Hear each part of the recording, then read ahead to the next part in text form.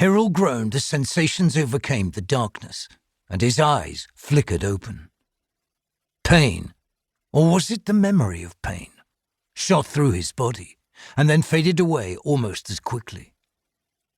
What in the Fallen's names had happened? "You're awake."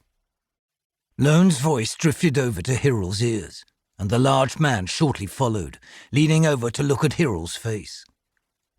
Fingers thicker than sausages pried Hiral's eyes wide, and Lone looked at each long and hard before finally leaning out of Hiral's line of sight. "Bring up your status window, and let's see if any lasting damage was done." Lasting damage? Still, Hiral didn't say anything, pulling up the window for Lone with a thought.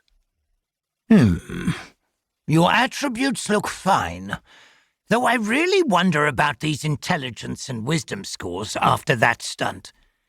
And this? What's this down here?" Lone pointed at a notification near the bottom of Hiral's window. Overcharge attempt. Unsuccessful. Debuff applied. System shock. System shock. No class abilities can be used for 1 hour. 174 seconds remaining.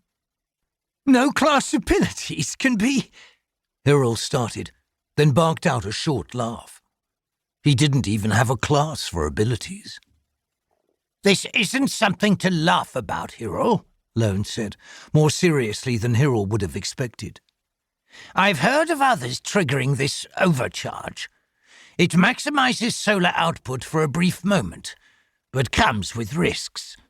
At best, nothing happens. More likely, people suffer this debuff, and their internal solar pathways are shut down, so they can't be damaged further. At the worst, though, well, people completely lose their ability to utilize solar energy.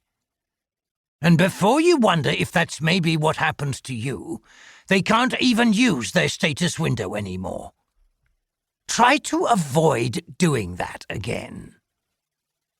Hiral nodded, but mention of the solar output rate turned his attention to that section of his status window.